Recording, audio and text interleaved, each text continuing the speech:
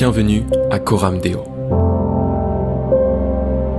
Ta famille, ta maison, ton église.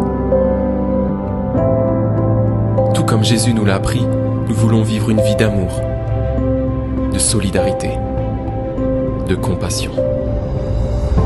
Notre but, faire que Christ soit au centre de chaque famille. Et si tout ça commençait dans ta famille? Bienvenue à Coram Deo.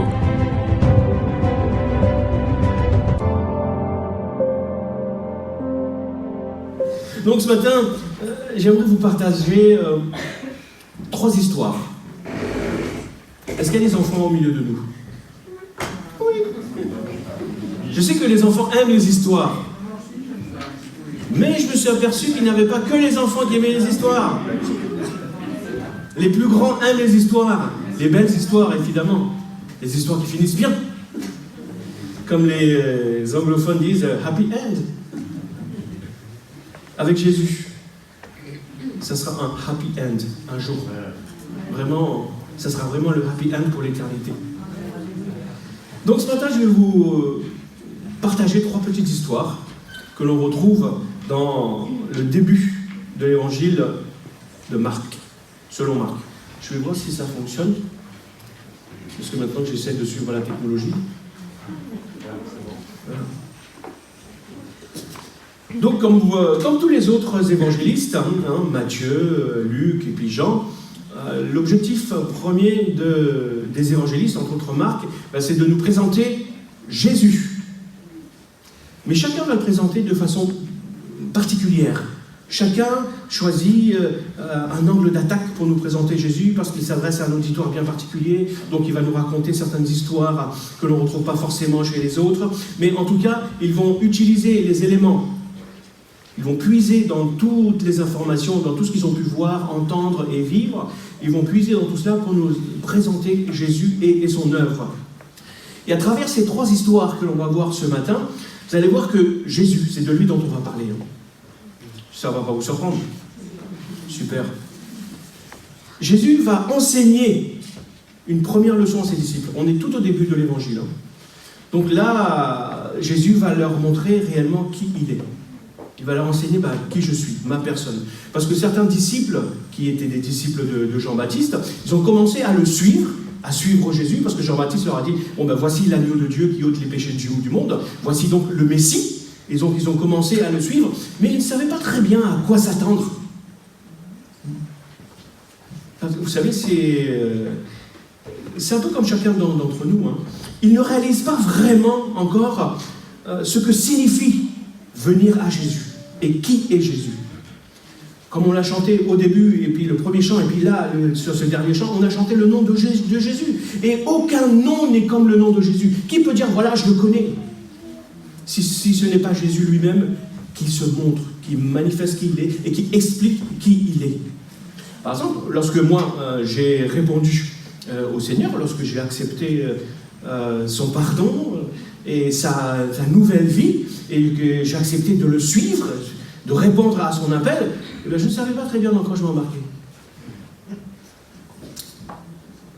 Vous savez, vous le saviez? Vous ne savez pas tout. Eh oui, on est venu simplement en lui répondant, oui Seigneur, je veux te suivre. Et c'est ce que les disciples ont fait un peu, oui, on veut te suivre, et on va le voir même à plusieurs reprises dans les évangiles, oui, on va te suivre, on croit que tu as la bonne nouvelle, mais ils ne savaient pas ce que ça voulait dire, ils ne savaient pas à quoi ça pouvait correspondre, ni ce qui allait leur arriver. Donc il a fallu que Jésus se présente à eux dès le début, pour leur dire, voilà réellement qui je suis. Et à travers ces 3 histoires, Jésus va leur enseigner réellement qui il est. Donc ce matin, si tu as fait le choix de suivre Jésus, est-ce que tu sais réellement sur quel chemin tu t'es aventuré? C'est pas si évident que ça. La vie chrétienne, c'est une aventure qui dépasse tout ce que tu peux imaginer. Tu vas vivre des choses à laquelle tu ne t'attends pas. Eh oui.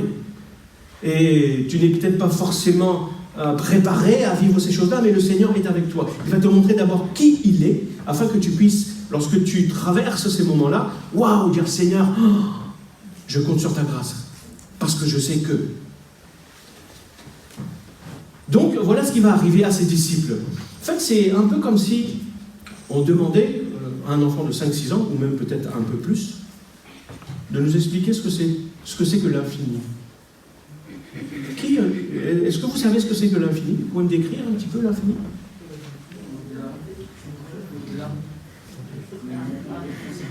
Ah oui, les enfants savent. Vers l'infini et au-delà. Au-delà de l'infini. Vous le connaissez, ça? Monsieur Buzz l'éclair. Justement, celui dont l'anniversaire est ce matin, il aimait beaucoup ce personnage. Vers l'infini et au-delà. Bon, il a grandi depuis. Mais même les adultes, si vous leur demandez ce que c'est que l'infini, cette notion est un peu compliquée, n'est-ce pas? Si je puis m'exprimer ainsi, notre notion de l'infini est limitée. Donc Jésus va s'approcher. Il va s'approcher de certaines personnes, mais en fait il va s'approcher des dernières personnes auxquelles nous aurions pensé pouvoir nous approcher. Pourquoi il va faire ça? Il va rentrer en contact avec certaines personnes. Certains, il va les toucher, il va les relever, il va leur prendre par la main pour montrer sa toute-puissance à ses disciples. Qu'il est un Dieu tout-puissant, mais rempli de compassion et tellement présent. Et c'est le titre de mon message ce matin. Je ne sais pas si on voit. Jésus est tout-puissant. Mais en quoi vraiment ça me concerne? Je ne sais pas si vous avez déjà entendu ça, cette expression des gens qui disent « Oh, ben oui, je sais, je crois, Dieu est un Dieu qui gère l'univers, qui gère la planète, il a tellement de choses à gérer, comment est-ce qu'il peut s'occuper de moi? Avec mon petit bobo à moi, mon petit mal de tête, un petit mal de dents, un petit mal de ventre, il a autre chose à faire de plus important, n'est-ce pas? » Donc Jésus est tout-puissant, alors, ok, d'accord, mais en quoi je suis concerné dans cette histoire? Donc l'histoire de ces trois personnages va certainement ce matin, et c'est mon désir, va t'aider à répondre à cette question. En quoi suis-je concerné? On va d'abord voir l'histoire d'un homme qui est sous l'emprise des puissances démoniaques. Ensuite, on va voir une belle-mère. Eh oui, l'histoire d'une belle-mère. Et la troisième histoire, c'est l'histoire d'un lépreux. Donc je vous invite à lire ensemble ces histoires. On va commencer dans le Marc, chapitre 1er, à partir du verset 21. Jésus et ses disciples, les disciples qui ont commencé à le suivre, ils se rendirent à Capernaum. Capernaum, c'est la ville où habitait Pierre. André, son frère, et puis sa femme. Donc le jour du sabbat, Jésus entra dans la synagogue et il se mit à enseigner. Ses auditeurs étaient profondément impressionnés par son enseignement, car il avait une autorité que n'avaient pas les spécialistes de la loi. Or, il se trouvait juste à ce moment-là, dans leur synagogue, un homme qui était sous l'emprise d'un esprit mauvais, donc un démoniaque, quelqu'un qui était possédé par un démon. Et il se mit à crier. Cet homme se mit à crier. Ou le démon aussi, qui est à l'intérieur de lui, va se mettre à parler. Il va dire, « Mais que nous veux-tu, Jésus de Nazareth? Es-tu venu pour nous détruire? Je sais qui tu es. » Les démons savent qui est Jésus. Tu es le Saint, envoyé par Dieu. En fait, tu es le Messie. Tu es le Fils de Dieu. Ils le savent. Mais d'un ton sévère, Jésus lui ordonna, « Tais-toi et sors de cet homme. » Jésus ne discute jamais avec les démons ni avec les puissances du mal. Il les ordonne de sortir, de partir et de quitter. Ce que nous pouvons voir dans certaines prières de délivrance, parfois on parle aux démons. Jésus ne parle pas aux démons si ce n'est pour leur ordonner de partir. Il ne discute pas avec eux. Alors, l'esprit mauvais secoua l'homme de convulsion et sortit de lui en poussant un grand cri. Tous furent saisis de stupeur. Ils se demandaient entre eux, « Que se passe-t-il? Voilà un enseignement nouveau. Voilà un enseignement nouveau et donné aux autorités, donné avec autorité. Il commande même aux esprits mauvais et ils lui obéissent. Aussitôt, sa réputation se répandit dans toute la Galilée. Amen. Vous avez déjà lu cette histoire? Il y en a d'autres dans les évangiles. Mais soyons clairs, dès le début. Ce passage, ce n'est pas une prescription. C'est plutôt une description. Alors, c'est quoi une prescription? Une prescription, c'est un commandement, c'est un commandement parfois détaillé, de ce qu'il faut faire. Comme lorsque vous allez chez le médecin, il vous prescrit une ordonnance. Voilà ce que vous devez faire. Et une description, c'est quoi? Eh bien, c'est une explication, un développement écrit ou même parlé, par lequel on va décrire ce que l'on a vu, ce que l'on a entendu, ou décrire une action, ou quelque chose, ou quelqu'un. Il ne faut pas commettre l'erreur de prendre ce passage-là comme une prescription. C'est-à-dire comme quelque chose systématiquement à faire. Le passage, par exemple, où Jésus a marché sur l'eau, c'est quoi? C'est une prescription ou c'est une description? Si vous avez compris. Une description. La description d'un miracle, ce que Jésus a fait. Ce n'est pas une prescription de ce qu'il faut faire pour traverser un lac, par exemple.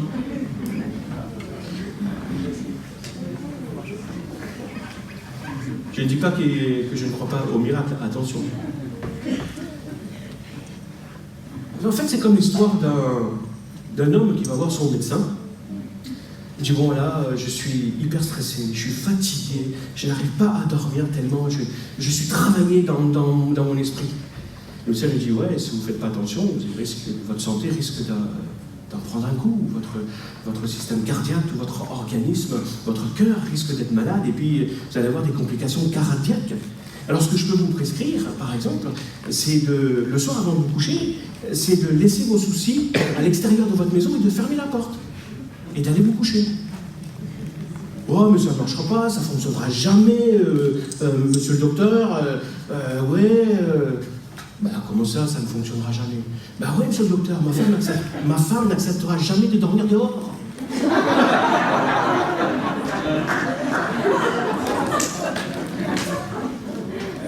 C'est une prescription. Dans son évangile, Marc écrit à des personnes qui sont persécutées. En fait, son intention n'est pas de donner à ces chrétiens une méthode pour chasser des démons, mais surtout pour leur communiquer une vérité importante sur qui est Jésus. Cette vérité, c'est que personne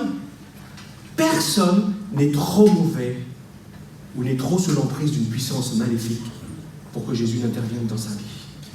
Personne n'est trop sous l'emprise du diable ou du mal pour Jésus. Et c'est ça mon premier point. Tu n'es pas trop mauvais pour Jésus. Tu penses peut-être que je suis trop mauvais pour que Dieu me pardonne. J'ai fait tellement de bêtises dans ma vie, ou je suis sous l'emprise, je suis lié par tellement de choses que Dieu ne peut pas me délivrer. Dieu ne va pas le faire. Non. Ça, ce n'est pas vrai. Et c'est ce que Jésus veut enseigner premièrement à ses disciples. Personne n'est trop lié, même par les puissances maléfiques, pour laquelle je ne peux pas intervenir. Donc Jésus enseigne là avec autorité. C'est ce qu'on a lu, non? Il a enseigné avec autorité. Mais vous savez ce que ça signifie, ce mot autorité? Vous avez des idées? Synonyme de puissance. Quoi d'autre?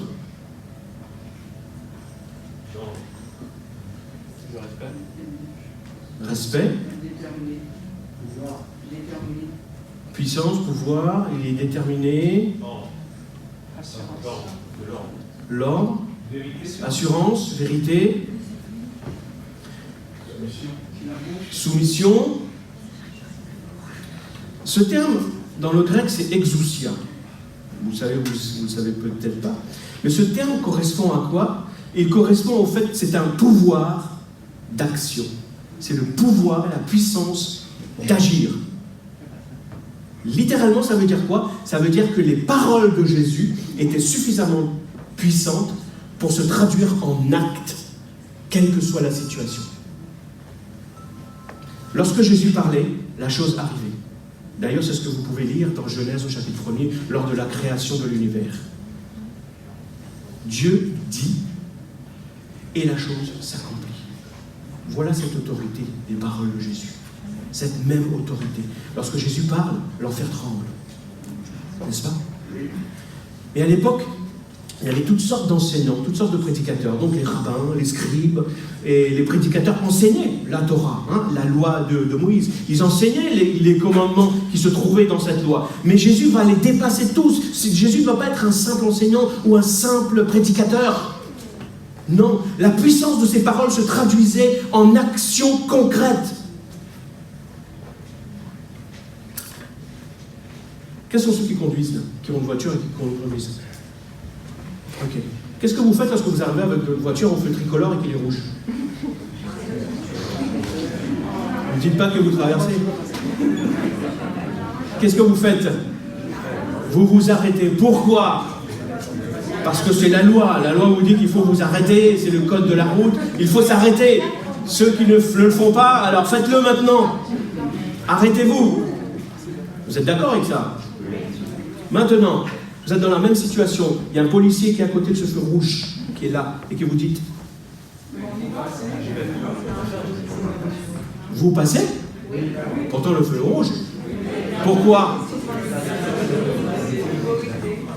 Parce que l'autorité de ce policier est bien plus grande que l'autorité de ce feu rouge qui vous dit de vous arrêter. N'est-ce pas?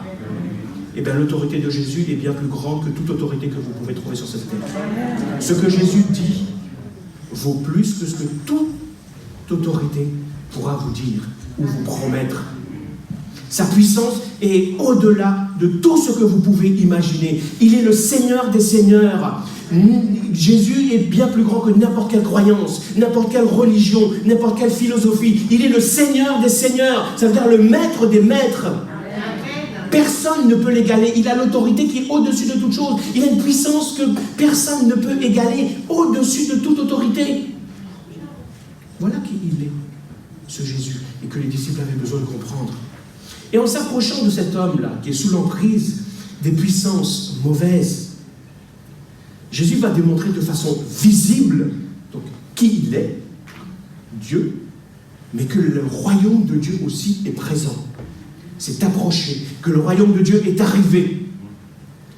On ne connaît pas l'histoire de cet homme. On ne connaît pas son passé, etc., etc. Mais on sait que le péché fait des ravages dans la vie de cet homme, les puissances du mal. Mais on sait aussi que les puissances du mal et le péché fait des ravages dans la vie de tout un chacun, n'est-ce pas? Non? Vous êtes exempt de ça? Non, personne n'est exempt des ravages que cause le péché dans sa vie. Mais lorsqu'on regarde l'évangile de Marc, on s'aperçoit qu'on retrouve d'autres cas de ce type, de possession démoniaque, mais qu'on le retrouve simplement au début. Au début de l'évangile, dans la toute première partie. Après, on n'en voit plus. Pourquoi? Parce que Marc a choisi de transmettre cet enseignement de Jésus, que Jésus voulait enseigner la croix. Après, on ne parle que de la croix. Pourquoi? Marc rapporte effectivement d'autres choses, mais dans la suite, il va nous rapporter l'enseignement de Jésus sur la croix. Pourquoi? Parce que c'est à la croix que Jésus a vaincu le diable. C'est là qu'il a vaincu le diable. Et on ne retrouve pas, il ne semble pas, à moins que je n'ai pas encore vu, dans l'Ancien Testament non plus de cas semblables. Ni même dans la lettre de Paul. La réalité, c'est quoi? C'est que dans les évangiles, ce que Jésus veut démontrer, c'est que le royaume de Dieu est là, et celui qui est venu l'instaurer, c'est-à-dire lui, le Fils de Dieu, il a toute puissance, au-dessus même des puissances démoniaques, et que le royaume de Dieu est proche. Dieu est proche de toi. Ça ne signifie pas, encore une fois, qu'aujourd'hui, les possessions démoniaques ont disparu. Il existe encore, cela. Donc, si le diable règne et qu'il veut régner dans ta vie, eh bien Jésus est bien plus puissant. Et il veut te libérer. Il veut régner, lui, dans ta vie. Lui, la puissance au-dessus de toutes les puissances. Et c'est impressionnant parce que l'Esprit va savoir, ils savent qui est Jésus. Il va lui dire, oui, tu es le Saint. Alors que eux savent, l'Esprit, il sait, lui, qu'il est impur. Tu ne vois peut-être pas, tu ne vois certainement pas dans ta vie, mais il y a un combat, et parfois des combats spirituels bien réels. Bien réels. Et dans ce passage, Jésus va rendre visible justement ce conflit qu'il y a dans les vies. Pas Matthieu, hein, les vies, dans les vies plus loin. En réalité, ce que Jésus est en train de démontrer là, c'est qu'il y a deux royaumes. Deux royaumes seulement. Il n'y en a pas plus. Il n'y a pas le royaume du milieu. Non. Il y a deux royaumes. Soit tu marches dans le royaume du diable, soit tu marches dans le royaume de Dieu.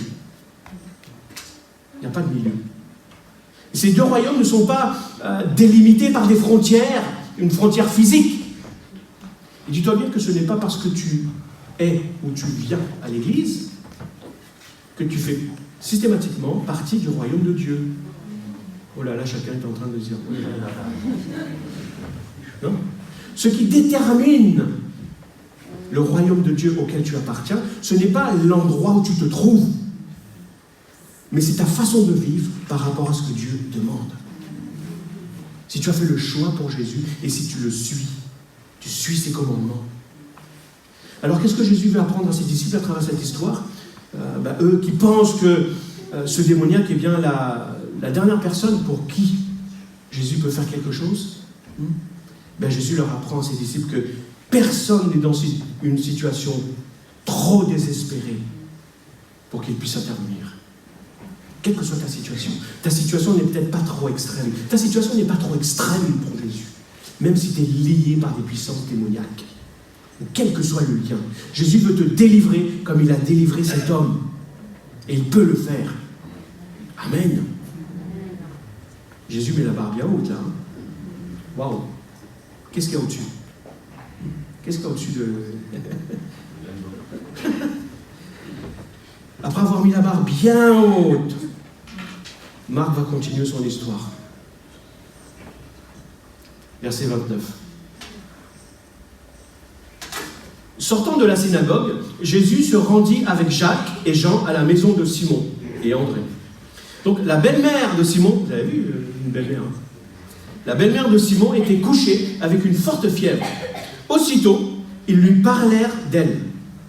Il s'approcha, lui prit la main, la fièvre, et la fit lever. La fièvre la quitta et elle se mit à les servir. Le soir, après le coucher du soleil, on lui amena tous les malades et tous ceux qui étaient sous l'emprise des démons. La ville entière se pressait devant la porte de la maison.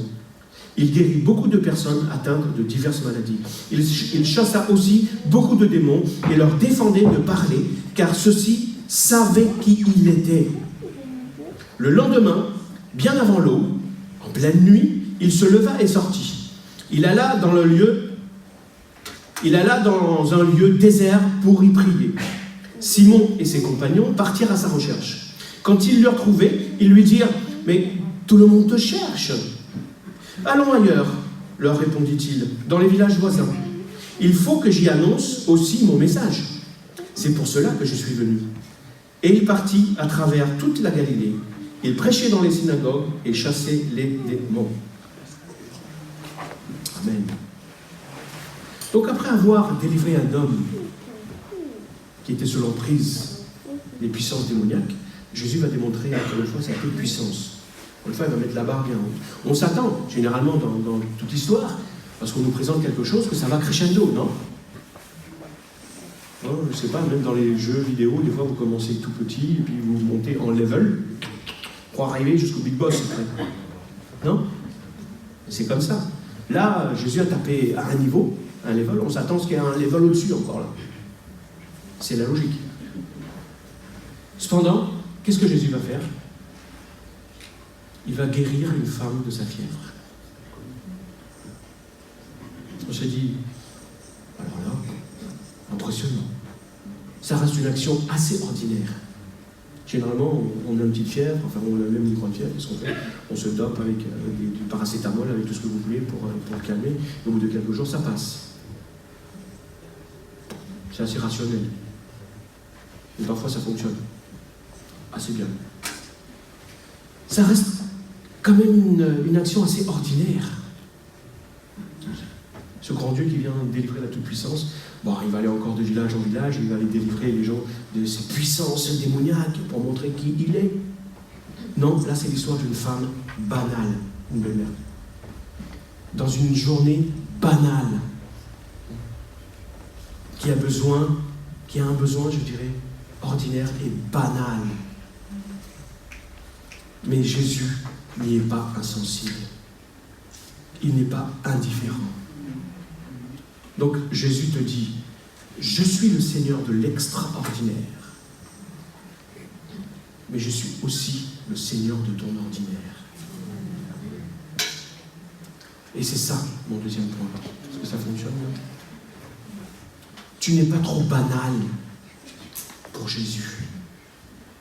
Cette femme, c'est la belle-mère de Pierre. Donc Jésus va la guérir de sa fièvre en la touchant, en la prenant par la main. Et la voilà donc qui se lève et qui commence à leur faire des cookies. Et à les servir. Il n'y a rien d'extraordinaire. Trouvez quelque chose d'extraordinaire dans cette histoire?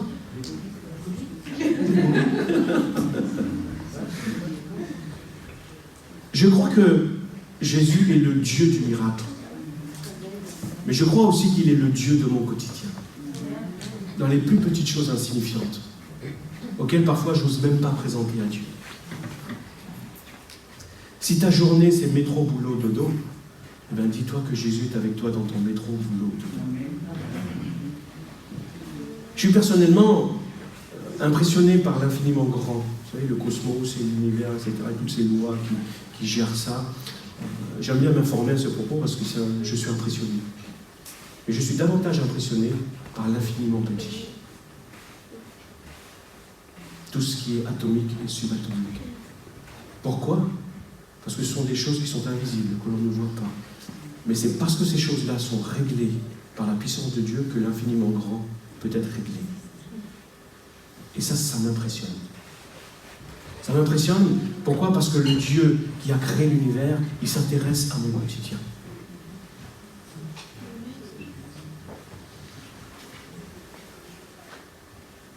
Ça vous est déjà arrivé, parents, de préserver vos enfants de quelque chose, soit quand ils étaient petits, d'empêcher qu'ils se fassent mal, comme cela m'est déjà arrivé, faire en sorte qu'on ait un bébé dans les bras qui gigote, etc., de l'attraper à ça du sol, mais ils ne s'en rendent pas compte. Non? Je pense que beaucoup de fois, les parents ont expérimenté ça. Et c'est exactement ce que Dieu fait dans ta vie. Dieu intervient de nombreuses fois et tu t'en rends même pas compte. Et tu t'en rends même pas compte. Certains, vous savez, parce que certains témoignent et peuvent témoigner, gloire à Dieu, de grandes choses dont Jésus les a délivrés. Vous avez déjà entendu ce type de témoignage. Dieu m'a délivré des démons, des puissances, de la drogue, de la prostitution, etc., etc. Gloire à Dieu. Gloire à Dieu. Vous n'avez jamais entendu des témoignages comme ça? Des témoignages spectaculaires, puissants. On aimerait tous avoir ces témoignages-là. Mais il y en a d'autres qui peuvent témoigner. Dieu ne m'a pas délivré des grandes choses. Il m'a préservé de ces grandes choses. Amen.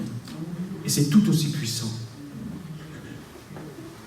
Souvent, on regarde ces choses-là, ces grands témoignages, comme quelque chose d'extraordinaire. Oui, c'est extraordinaire.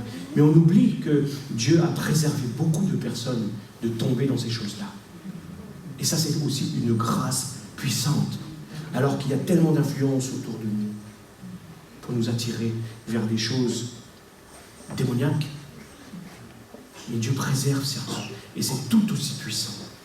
Alors, si ton témoignage, je dirais, est banal, remercie Dieu parce que Dieu t'a préservé de beaucoup de choses dont tu ne te rends même pas compte. bénis Dieu de t'avoir placé dans une famille chrétienne aussi. Parce que ça aussi, ça peut permettre à Dieu de te préserver de certaines choses. Ça peut te préserver de certaines choses. Donc là, Marc va nous révéler, en fait, il va nous rapporter aussi 2 secrets de la vie ordinaire. Premièrement, qu'est-ce que Jésus fait? Il se lève de bonne heure, il va dans un lieu désert pour prier. Qu'est-ce que vous faites quand ça va mal?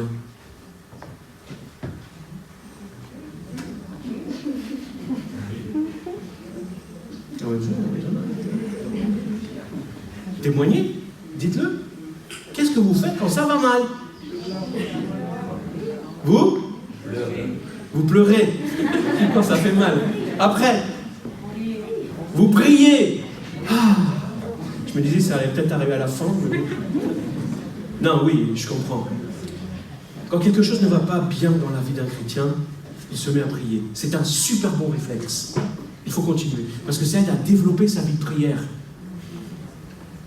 Mais tu dois aussi comprendre que tu dois prier lorsque tout va bien dans ta vie. Aussi.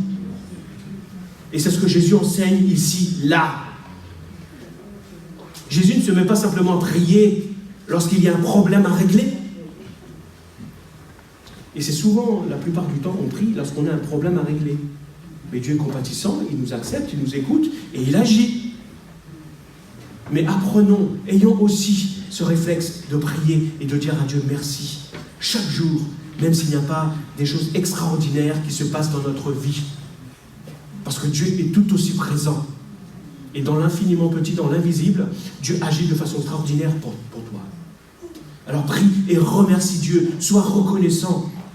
Parce que bien souvent, on pense, et avec raison, que la prière c'est le moyen de se préparer à accomplir un travail. Ou même de pouvoir retrouver le calme après avoir accompli un grand travail. Tiens Dieu, maintenant tu vas me donner du repos. Alors que la prière, eh ben, ça constitue le travail même principal et le travail essentiel de notre vie chrétienne.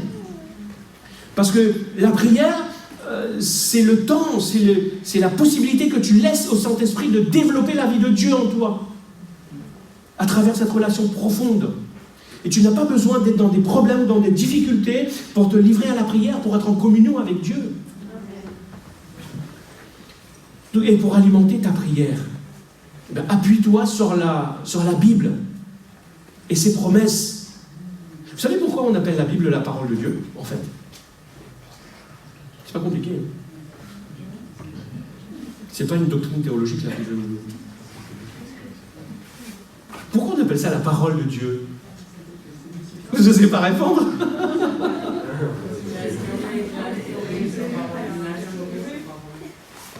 Parce que Dieu nous parle. Parce qu'à travers ça, Dieu nous parle. Voilà pourquoi c'est sa parole. Vous voulez entendre Dieu? Ouvrez votre Bible. Dieu va vous parler.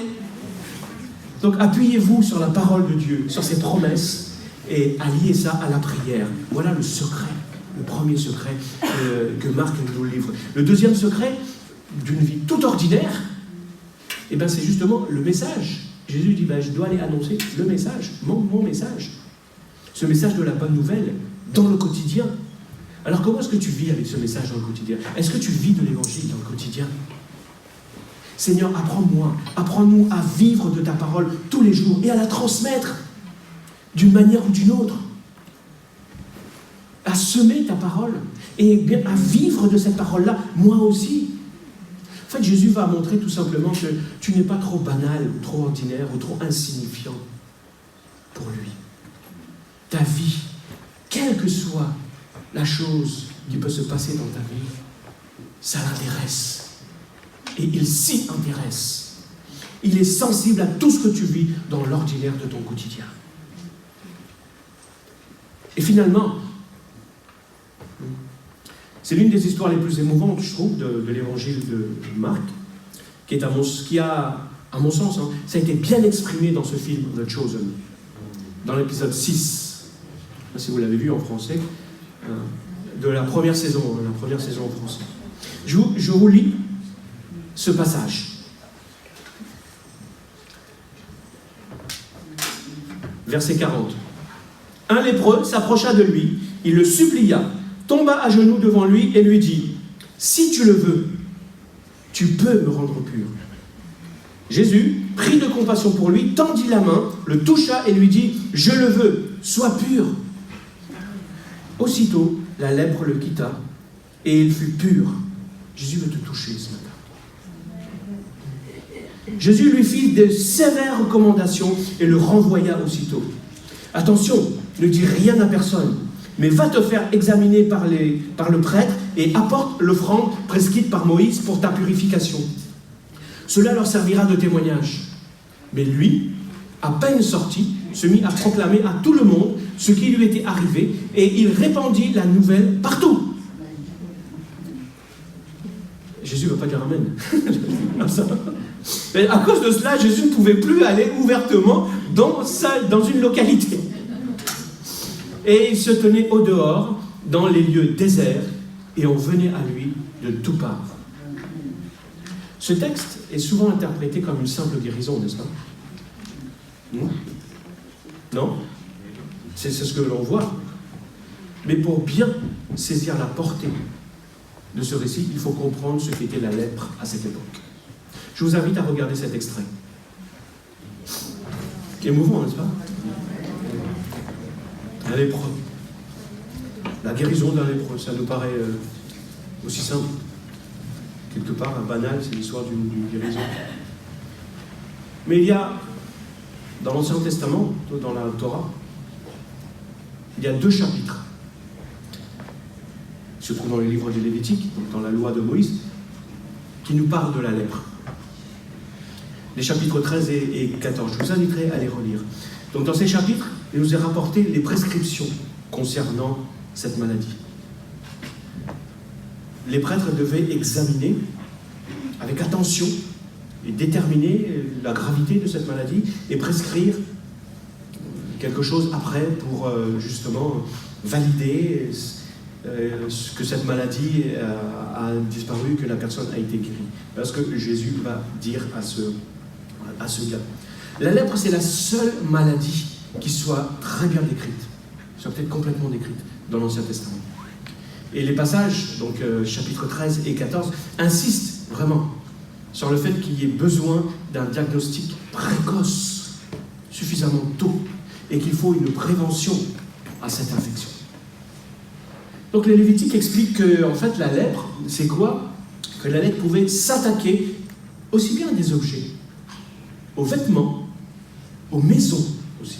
En fait, ce mot-là, lèpre, dans l'Ancien Testament, ça désigne plutôt une moisissure. Une moisissure en ensemble de maladies de la peau, plus ou moins contagieuses, comme par exemple le zona, la gangrène, l'eczéma, ou même le psoriasis.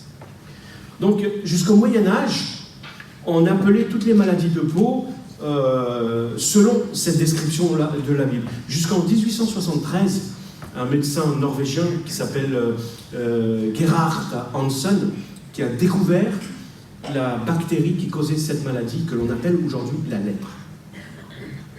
Donc, la lèpre dans l'Ancien Testament, ça pouvait recouvrir donc beaucoup de choses. Et cette maladie se manifestait, en fait, tu avais la responsabilité d'aller voir le prêtre.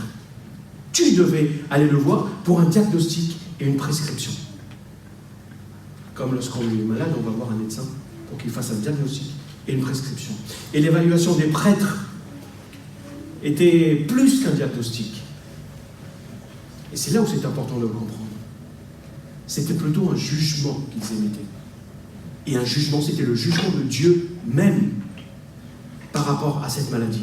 Parce qu'à l'époque, la lèpre était incurable.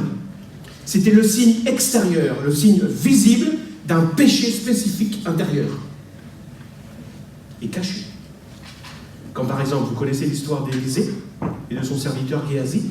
Lorsque Naaman est venu pour que Élisée le guérisse de sa lèpre, donc, il a accompli ce que Élisée lui a demandé, il voulait donner de l'argent et des biens à Élisée, Élisée lui a dit non, je ne veux pas. Et lorsqu'il est reparti, le serviteur d'Élisée a couru derrière lui pour dire « Écoute, voilà, il y a des gens qui viennent d'arriver chez le maître, est-ce que tu pourrais me donner un peu d'argent, des vêtements de rechange, etc. etc., etc. » Lorsqu'il est rentré chez lui, Élisée l'a fait. Viens là. Élisée lui a dit « Tu croyais que mon esprit était où quand tu as fait ça? Je t'ai vu.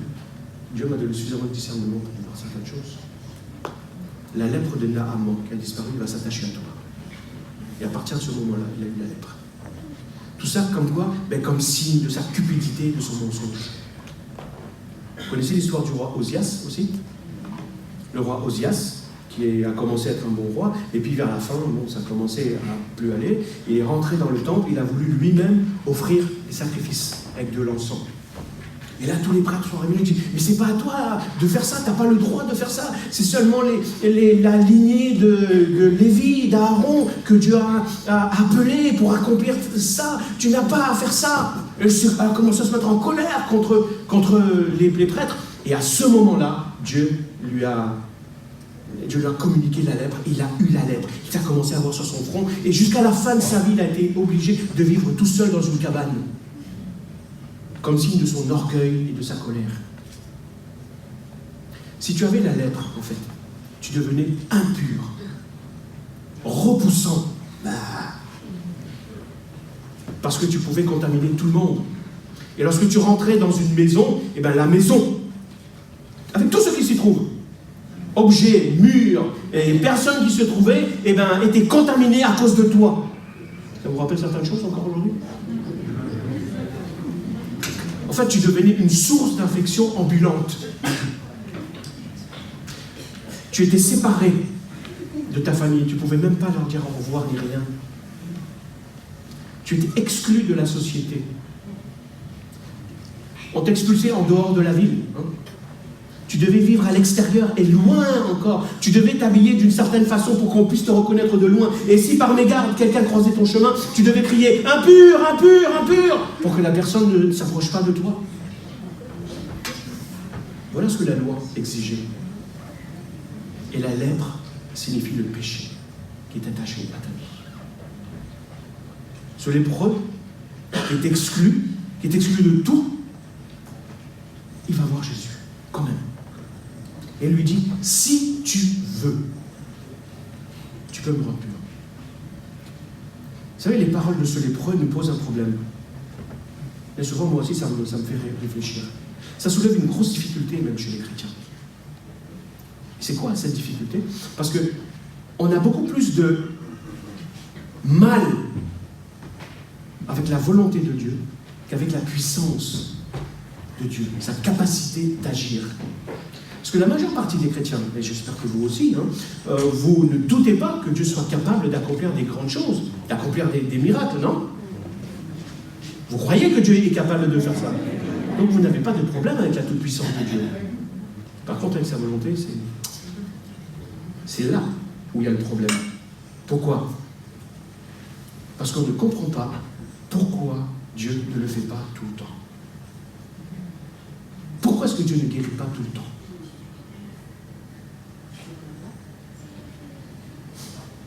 Il n'a pas à nous donner d'explication. Billy Graham a dit que la volonté de Dieu ne t'emmènera pas là où la grâce de Dieu ne peut te porter. Ça veut dire quoi? Ça veut dire que Dieu ne permettra jamais que tu traverses une difficulté dans laquelle sa grâce ne peut pas te soutenir, dans laquelle sa grâce n'est pas suffisante pour te permettre de vivre pleinement sa volonté.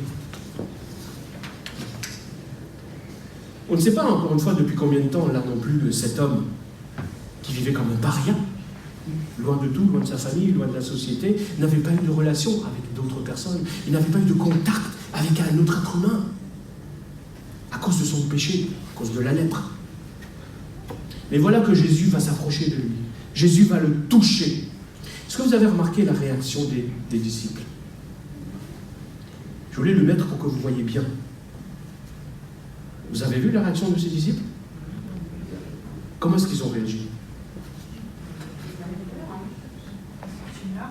Ils avaient peur, il y en a qui sont une pour pas que les lépreux s'approchent. Ils ont réagi, ils se sont plutôt comporté, ils ont réagi avec répugnance. Il y en a même qui ont mis leur mouchoir sur la bouche. C'est trop horrible. Sentiment d'écœurement, de dégoût. Bah, c'est sale, c'est impur. Si Jésus touche ce gars-là, non, tu ne vas pas le toucher, parce que si Jésus le touche, eh bien Jésus va devenir impur aussi, et il va finir par nous affecter nous aussi, selon leur croyance. Donc tout le monde s'attendait à ce que ce lépreux contamine et infecte Jésus. Mais qu'est-ce qui se passe? Jésus va purifier le lépreux. C'est révolutionnaire, ça. D'ailleurs, la femme qui portait un van avec des fleurs dedans, un miracle extraordinaire, révolutionnaire. Jésus, donc, va tout simplement enseigner que personne, tu n'es pas trop repoussant, ou trop sale, ou trop contaminé. Ça correspond à un langage d'aujourd'hui, pour lui, pour agir dans ta vie. Et dis-toi que la lèpre représente le péché. Tu n'es pas tombé trop bas à cause de ton péché, ou être trop sale à cause de ton péché, pour que Jésus ne puisse pas te relever et te purifier. Certains, oui, peuvent salir et entacher le témoignage ou la foi chrétienne. Mais personne ne peut salir le nom de Jésus. Personne. Pourquoi? Parce qu'il est parfait, il est pur, il est saint.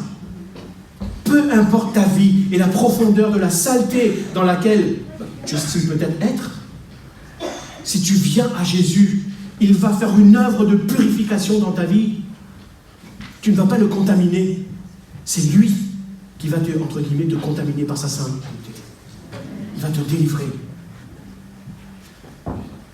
Bon, les plus jeunes, avec quoi vous lavez les mains de façon courante? Avec du savon. Maintenant, il y a du savon liquide. Avant, il y avait du savon en bloc. Là, vous savez. Vous avez déjà vu des personnes qui viennent avec des mains très crasseuses et qui se lavent avec le savon? Est-ce qu'on peut réutiliser le savon après? Ou on le jette?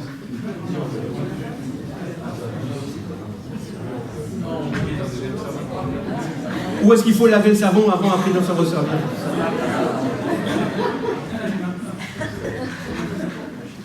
Ce que je veux dire, le savon, il est fait pour vous purifier.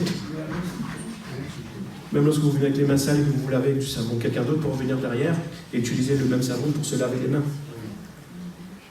Alors qu'est-ce que je veux dire par là? Que Jésus est plus puissant que ton péché. Jésus va toucher le lépreux et aussitôt la lèpre va le quitter. Vous connaissez ce petit chant peut-être? Le savon lave mon visage, mes deux petits pieds, mon Dieu, oh quel bonheur. Mais Jésus, pour me rendre plus sage, lui seul peut laver mon cœur. Voilà ce que Jésus veut faire avec ta vie. Il veut purifier ton cœur. Et il est capable de le faire. Aussitôt que Jésus touche ce gars, sa lèpre le quitte et il devint pur. C'est plus qu'une guérison physique. C'est une restauration sociale pour ce gars. Et c'est une restauration spirituelle. Une délivrance spirituelle. Voilà ce que Dieu veut faire dans ta vie. Mais ensuite, Jésus va recommander sévèrement à ce gars de ne rien dire et va le renvoyer vers les prêtres parce que ça va leur servir de témoignage. Là aussi, c'est un peu étrange. On pourrait voir ça comme quelque chose d'étrange parce que Jésus vient juste de manifester sa compassion à l'égard de ce gars. Il vient, il se met à sa portée, il le guérit, il manifeste son amour, sa puissance. Et maintenant, on lui dit, bon, allez, quelque part, rentre chez toi. Va revoir un médecin. C'est étrange comme comportement, non? En fait, qu'est-ce que Jésus est en train de faire? Qu'est-ce qu'il dit? Pourquoi est-ce qu'il dit ça? En fait, il recommande à ce gars, à ce lépreux, d'aller rapidement valider sa guérison auprès des prêtres selon la loi. Si Jésus a accompli quelque chose dans ta vie, une œuvre, alors ne tarde pas pour en témoigner. Ne tarde pas pour vivre en fonction de cette nouvelle vie, de cette nouvelle délivrance que Dieu t'a donnée. Ne dis pas c'est bon, ça y est, c'est passé, point à la ligne.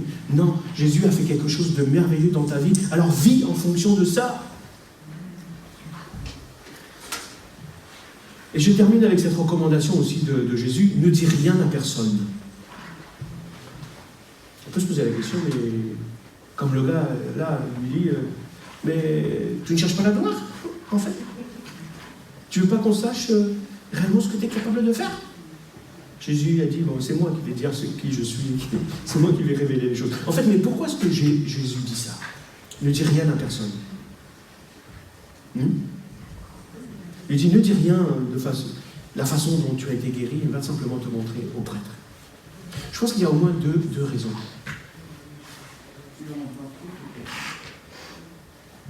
Les prêtres l'auraient constaté. Et ça, c'est incontestable. Donc je vous disais, je pense qu'il y a au moins deux raisons. Premièrement, à cette époque, les gens s'attendaient à un Messie glorieux, quelqu'un qui viendrait, qui les délivrerait de façon militaire de l'oppression des ennemis, qui viendrait et qui tuerait tout, etc., et qui restaurerait l'État d'Israël dans toute sa splendeur, comme à l'époque de David ou de Salomon. Mais Jésus veut leur enseigner quelque chose, qu'il est bien le Messie qu'ils attendaient, mais il est différent de ce Messie qu'ils peuvent concevoir l'image dans leur tête. Jésus est différent de ce que tu peux penser. Là où il va se révéler à toi, c'est dans sa parole, aussi dans ton quotidien.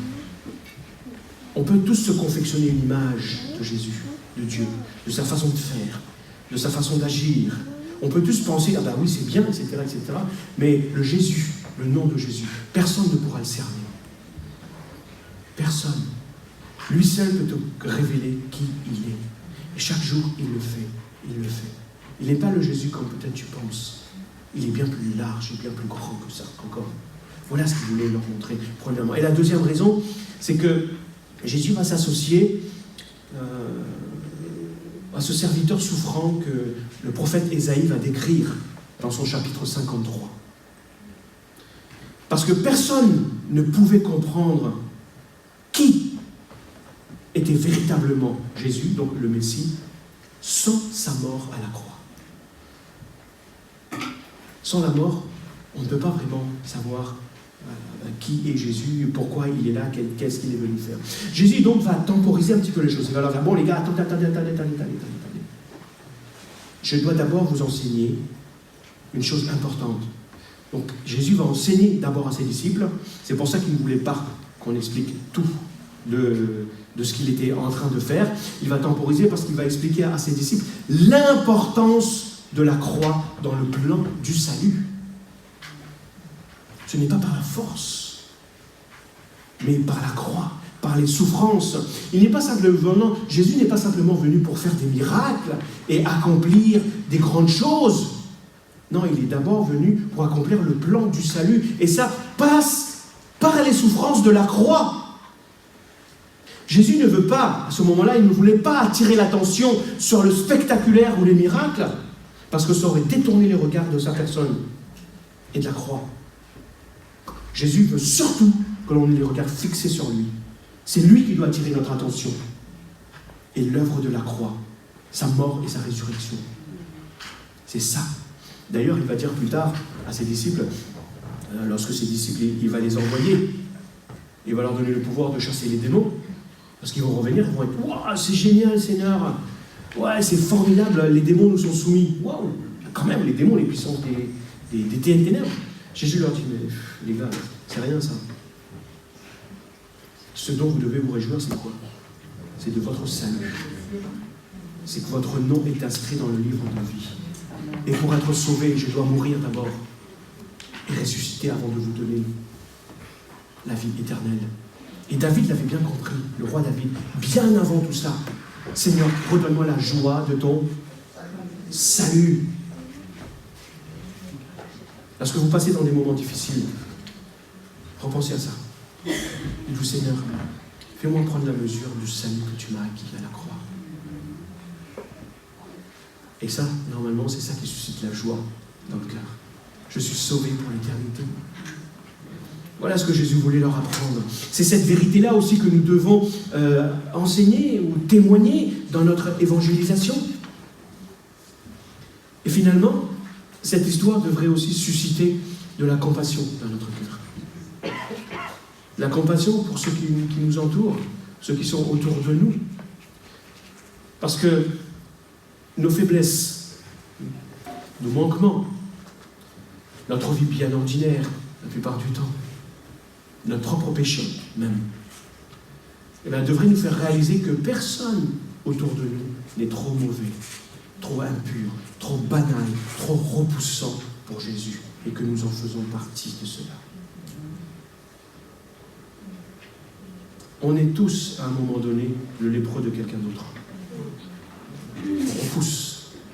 Un lépreux, ça ne tire pas, ça repousse.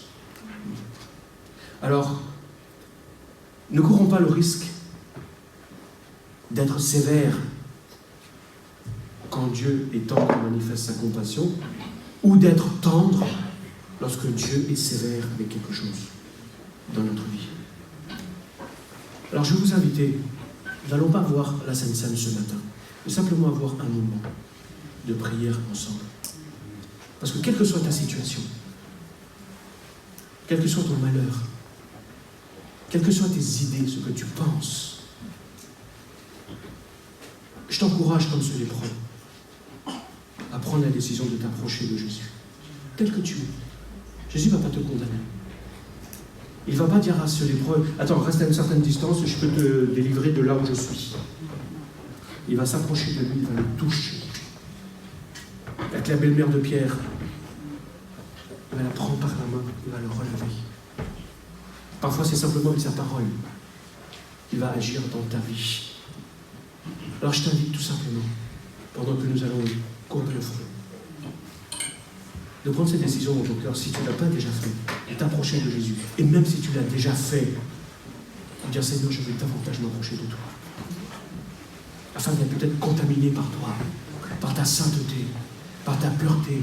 Et mets ta foi en Jésus. Ta foi, c'est la confiance, tout simplement, de croire dans ce qu'il dit, parce qu'il a la toute-puissance, sa parole a une autorité. Et cette autorité va, si tu y crois, eh bien, elle va se transformer en quelque chose de concret dans ta vie. Et tu verras Dieu agir. Alors je vous invite à prier ensemble. Si certains veulent prier dans ce sens, ou prier pour soi, alors n'hésitez pas. Vous pouvez simplement élever la voix et dire à Dieu, Seigneur, je veux m'approcher de toi. Tu connais toutes choses. Seigneur, purifie mon cœur. Alléluia. Tout le monde dit Amen.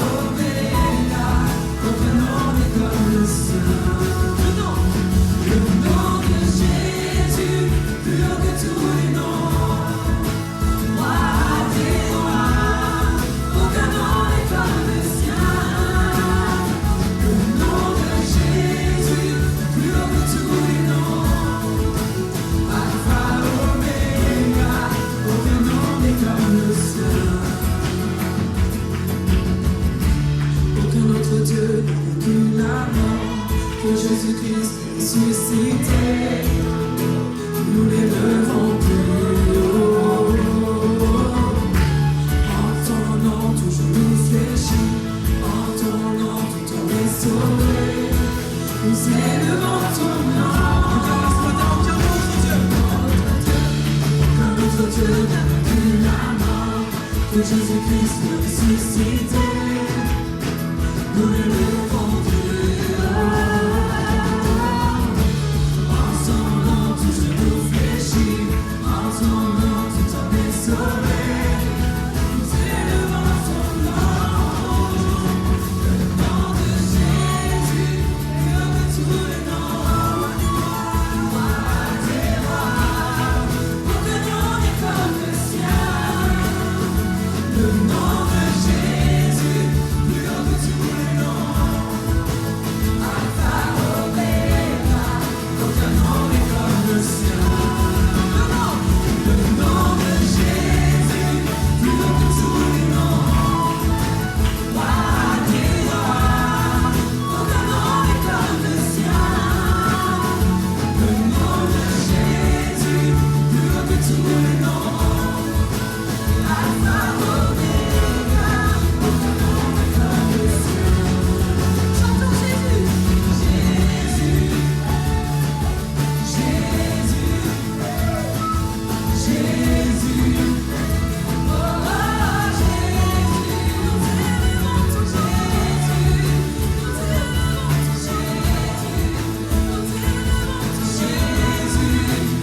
Oh Jésus, ton nom est tout puissant, ton nom est tout puissant, ton nom est tout Jésus. Oh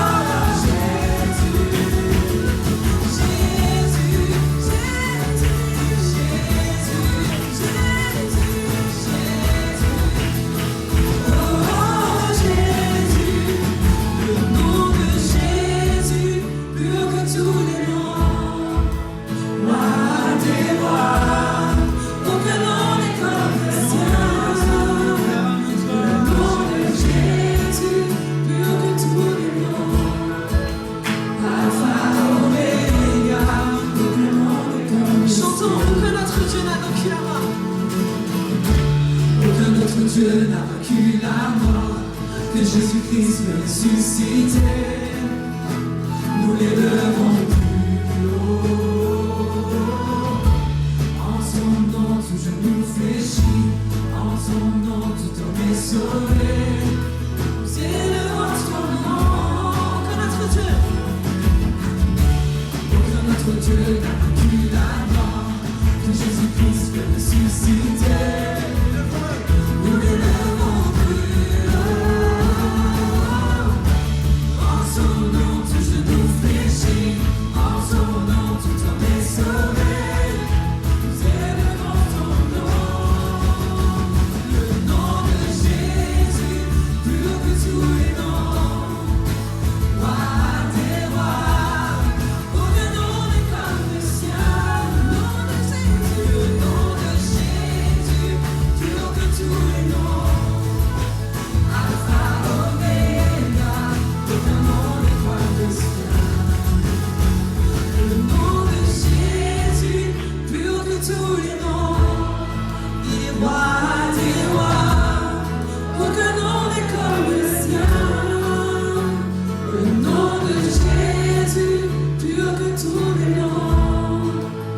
Alpha, Oméga, aucun nom n'est comme le sien. Disons Jésus dans ce lieu, chantons Jésus.